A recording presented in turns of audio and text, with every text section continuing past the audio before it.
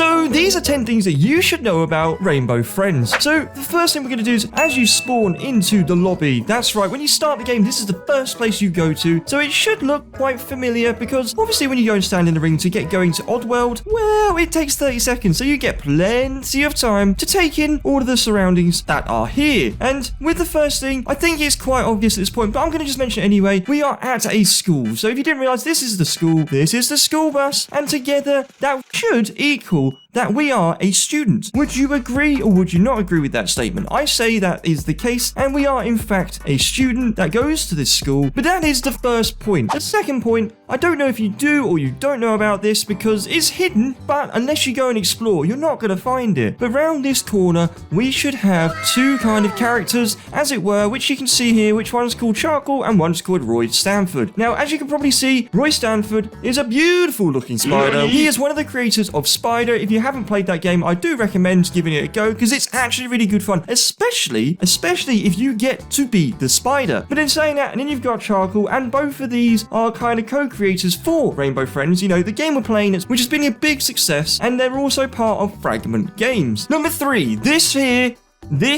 is red. Now, you're going to probably say, well, that's debatable, but 100% this is red, and the reason being that this is red is simply because the design of the arm is exactly as Red's is, but also at this part here, you can see he's caused us to crash, so he can take us back to his facility where he can try and turn us into a creature. Very much like obviously blue, orange, green, and purple. Number 4, what we have here is the area we're in. So obviously we were going to Oddsworld, which is obviously the theme park. I mean, I say it's obvious, it's just because of the Ferris wheel that you can see in the background, so one would assume it's somewhere fun. You know, school trip out. But where we actually are, the location of this facility, in case we didn't know where it was, is actually hidden in Hemlock Woods. This is the name of where we are. Point number 5, these colorful circles that we have done theories for in a previous video. So if you have seen that video where we've looked at these 5 circles, I think personally that this is relating to or referencing the different colored creatures that we have to kind of hide from and escape while doing tasks in this area. So obviously you've got blue, and then the orange, which we are aware of, green we are aware of, purple is the old vent monster. In fact, blue's come to show his face to come and say hi, which is really kind of him, but for now, I'm gonna just put my box on my head so he doesn't actually kill me. Hope you're having a good day. Yeah.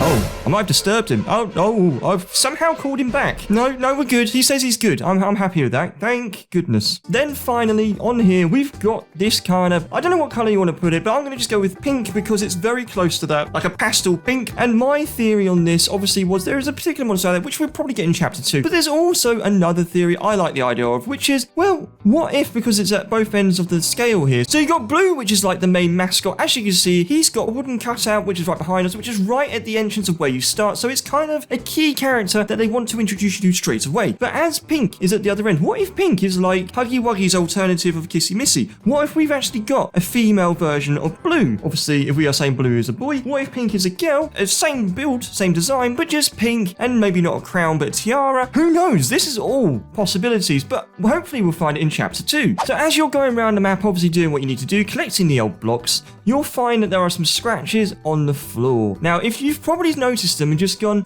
it's alright, but you've got scratches, and then for some reason, you've got an orange colour with it. Now, this is why I've picked up on this. The orange colour, you'll see these darted around when you start running around on the map. The orange colour probably represents the kind of orange creature, which is very much of a lizard, you know, creature, if I had to try and link to something. So I think that's what these orange scratches are. They are by, obviously, Orange himself. So just following up with the whole Hemlock Woods of this area, well, it does have here, if you've got a plaque, which basically says, home to the Rainbow Friends. And with obviously the text we've got here, you've got all the different colours, which we have theorised already, but the main reason I'm bringing this up is because the next one I'm going to bring up here is with this machine. This is how they're created. I think they put in a child that they managed to capture into this machine, they run it, and they turn into a monster depending on how Red mutates them. So the next one that I think is very interesting to know, which does help, is what we've got here. We have got, obviously, Oswald D. Davis, which, if you didn't realise or did, if you abbreviate it to just the first letter of the name, you've got Odd, which he's obviously the founder, which you can see here. This is how he looks, and you'll notice this on the PC screens and some other places that it references Odd everywhere, including on the box, which I don't think I have equipped, so I don't think this, oh yeah, including on the box, which as you can see here, I don't know if they package stuff and send them off and do stuff like that, but you have got obviously the markings of the founder for Rainbow Friends on the box as well, but this is actually quite a key point. So this I find very interesting and it's definitely worth noting. As you can see here, we have two books which are journals, and that must mean that there must have been a story at some point, because if you read the plaque here, it does say here, the original sketchbooks used to create the character designs for the Rainbow Funtime Friends cartoon TV show. Get people to come and view them, which I think is pretty cool. So next on the list, we have this kind of security / surveillance room, where you've got a few things here which are quite cool, including that there is some very heavy duty cases. I don't know if it's to store ammo or something that's very, very confidential, but more importantly, we have here computer screen, which as you can clearly see has the word Odd written on it. Now what's more interesting is the date. So the date says the 3rd of the 6th, 1991. So that can either be the 3rd of June or the 6th of March, depending on how you read your dates, because as they're both single digit, we can't figure out which way round it is. I'm going to reference something in the next point, which you might find quite useful, or it might just be coincidence. So the last person to log in is Oswald Davis. I'm going to assume that's what the O_Davy stands for, and it was last logged on, as we've got the date here, in 1991. Now bear that date in mind while we head over to the next point.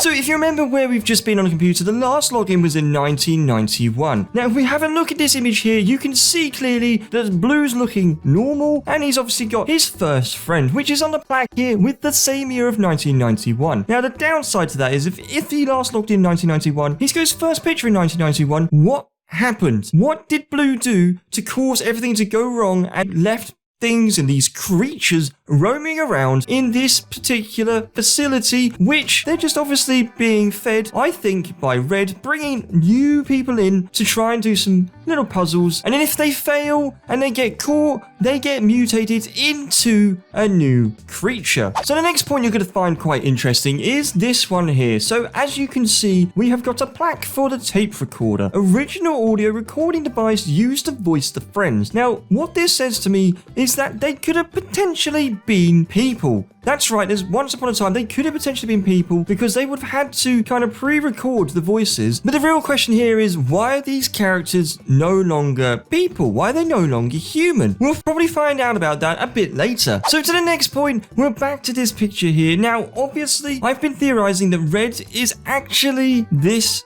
child in the poster, which is Blue's first friend. Now the reason I say that is because of how the body structure is. Now if I bring it up, you can see the hands, the arms, the torso, the legs, except the head, all look the same. And the reason we can't really use the head, for example, because what he's got on his head at the moment seems to be like a really big mask, which probably find some evidence for later on, hopefully in chapter 2. And for the final point, I think we're going to make it that you guys leave a comment of what you think is going to come into chapter 2. What colors do you think they're going to use? What do you think they're going to look like? All of this stuff, let me know in the comments below. So if you liked the video, leave a like, subscribe if you haven't done so already, and I'll catch you in the next video.